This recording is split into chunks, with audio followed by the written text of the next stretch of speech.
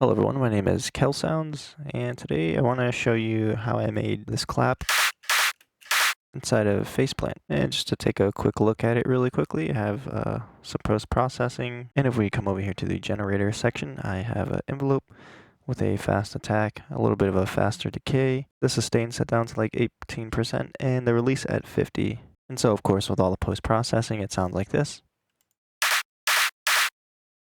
But yeah, I just thought it was really cool. Usually when I make a clap, I'll kind of make this kind of shape with the LFO. I didn't use Serum for visual purposes. I just want to show you guys really quickly.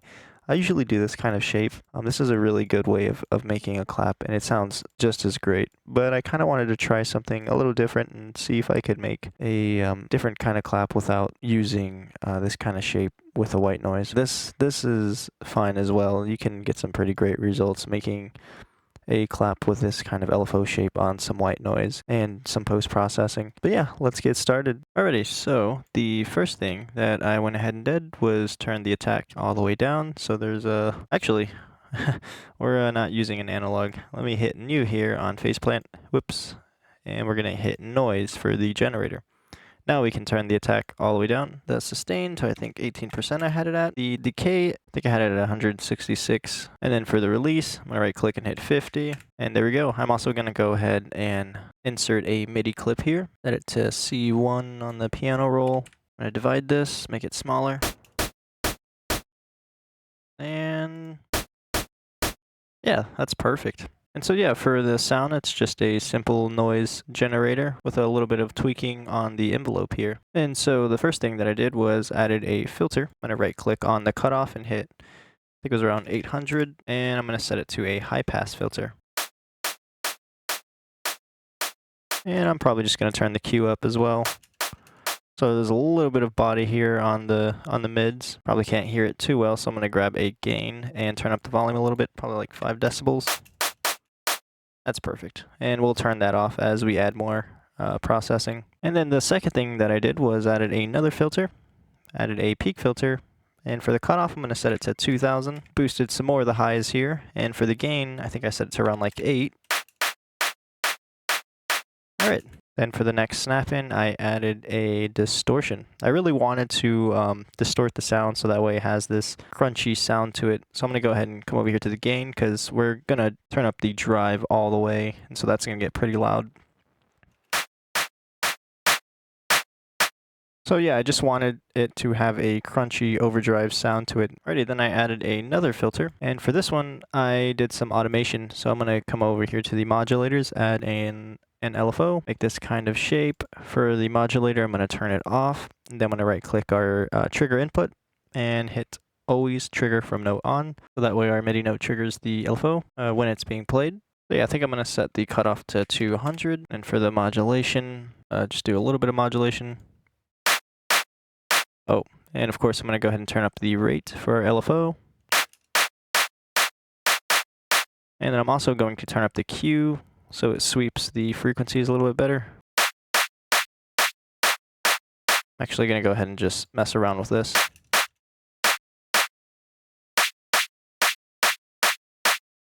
Alright, so I like the way that sounds. The cutoff is at 212, the modulation is at 28, and the rate is at 8.218. So if you want to copy those settings, you can. But as I always suggest, I encourage you guys to go ahead and mess with these parameters yourself to get the sound that you like best. Okay, so I moved the gain snap-in to our first lane here, and I'm going to right-click and set it to around -3. And then for our next snap-in, I added a delay snap-in with parallel processing. And then I went ahead and turned down the feedback so that way it delays only once. And what I was trying to do here was trying to recreate multiple claps happening at the same time. I'm going to go ahead and turn the mix up all the way for this delay.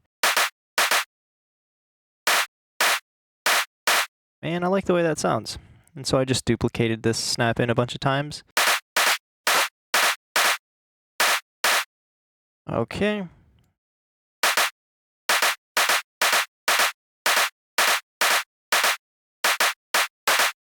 And so yeah, pretty much I just messed around with the settings here a little bit. Like for the first delay, I turned up the tone, and of course, make sure the mix is all the way up. And then for the second delay, I went ahead and just messed with the tone again. Made it so that way you don't hear the higher frequencies as much. And then for the third delay, I added some more high frequencies with the tone. The time settings are different as well, so that way they're not all playing at the same time. And then I think I'm going to go ahead and mess with the feedback.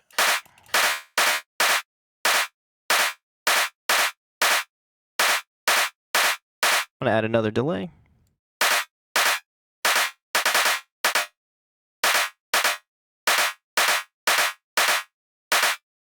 Starting to sound like there's a resonator on it. Actually, I'm going to turn the tone back to the default setting. And I kind of like the way that sounds. So yeah, once again, I just added a bunch of delay snap-ins with the mix all the way up and at a different rate with different tone settings to recreate multiple claps happening at the same time, like a group of people clapping together. And that's pretty much all I did inside of the snap heap. Okay, so now we're going to add a frequency shifter and we're going to do some more automation here. So I'm going to grab an LFO, come to our trigger input. For the note trigger, hit always trigger from note on. For the modulation, I'm going to turn it off, make this kind of shape, turn up the rate, so that way it's going a little bit faster. And then I'm just going to modulate the frequency. And so even just like moving the modulation up a little bit, it exaggerates the effect a lot. And I don't want it to modulate the frequencies that much, so I'm going to go ahead and right click this. And where it says 222 Hertz, I'm going to right click that and hit like, maybe let's see, 15. Okay, right click again, come down here, let's see, 25. All right, maybe 100. Let's see how that sounds. Oop.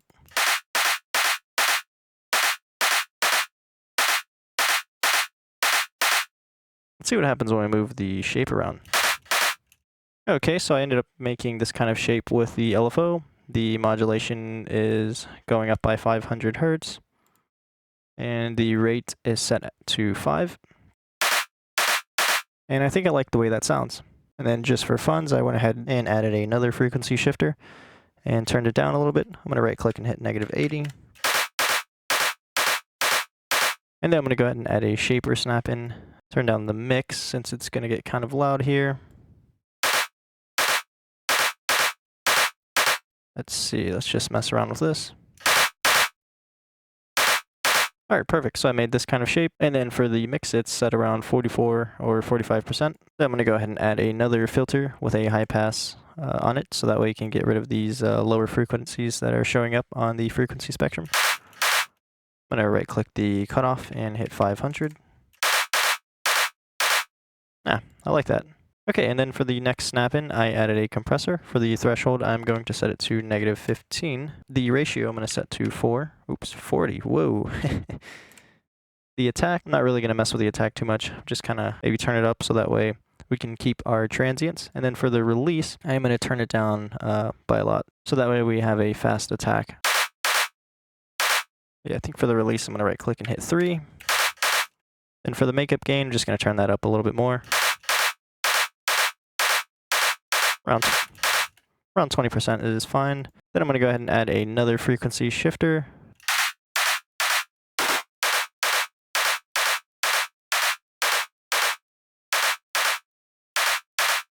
All right, so I have it set at 19.4 Hertz. Then, of course, our last thing that we're going to do is add a limiter. And since our sound is kind of squishing, adding the limiter, you can definitely hear the difference.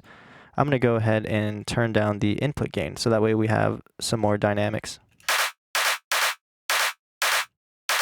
Kind of have the signal close to 0 decibels here, but I don't want it to completely squish our sound. It's around -5 in gain reduction. And that is our post-processing for our clap. All right, so now that we got our sound all finished up, of course, you can go ahead and insert an audio track, or you could just like leave it inside the synth and leave it as is. But what I like to do is record it and layer it. All right, so here's our sample. And of course, I like to do some more post-processing. I'm actually going to get rid of that second clap altogether. And so now I'm just going to duplicate it maybe 3 or 4 times, and then I'm going to group it, Then for our first clap, I'm going to leave it the way it is. For our second clap, I'm going to turn off the warp to preserve the clap, and then I'm just going to turn it up in pitch, maybe around 4. Then I'm going to turn off our grid, kind of just move it over slightly. I'm just going to turn off these 2 audio tracks for now. And then let's see what that sounds like.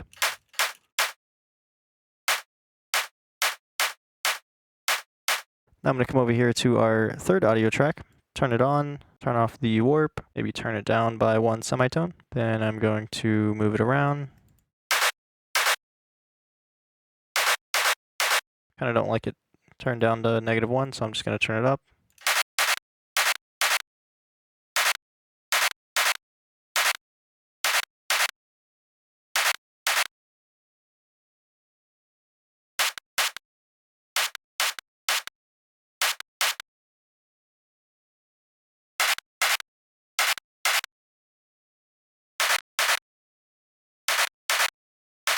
Alright, so I actually set it to +1 semitone. Then now I'm going to turn on our fourth audio track, and then just kind of mess around with the pitch again, and of course turning off the warp. And I like the way that sounds. And I'm also going to add reverb to this. I went ahead and added Ableton stock reverb. I just turn on low cut, and I went ahead and moved the ball up to the corner here, so there's more high frequencies going through for the reverb. Then I'm just going to automate the dry and wet. Oh, of course I'm going to turn the grid back on. And by the way, to turn off the grid in Ableton, you can just either right click and hit where it says fix grid, you can just turn it off. Or you can hit Control 4 if you're on a Windows. I'm not sure what it would be on a Mac, probably like Command 4 or something. So yeah, I'm just going to automate the dry wet. Ready to something, ooh, let's get rid of that. To something like this. I'm actually going to turn on the decay and have the dry wet go up a little bit more so it sounds like it's inside of a room. And then for the size of the room, I'm actually going to go ahead and turn it down. Let's see, probably bring this closer to the transients.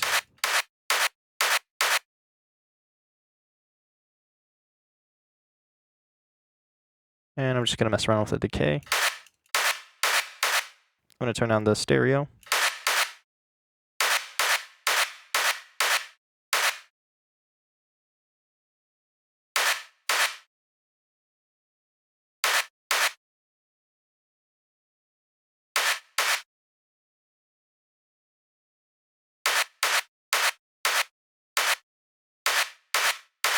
Alright, so that's perfect. I have the automation going at 62%. And then for the final thing, I'm just going to insert another audio and record our sample. Alrighty, so it looks like this is our final sample. I'm going to go ahead and mess with the tail a little bit.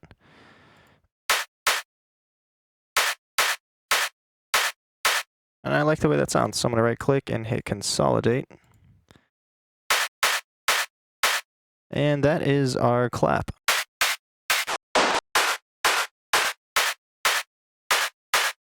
And of course, you can go ahead and add more effects inside of the post processing if you want, or you can just add a reverb on it, like what I did. And so that is our final clap. And I'm going to go ahead and leave the faceplant preset for free, available to download on my blog post. So if you want to go ahead and grab that, you can. But yeah, I hope you guys enjoyed, and I will see you in the next one. Adios.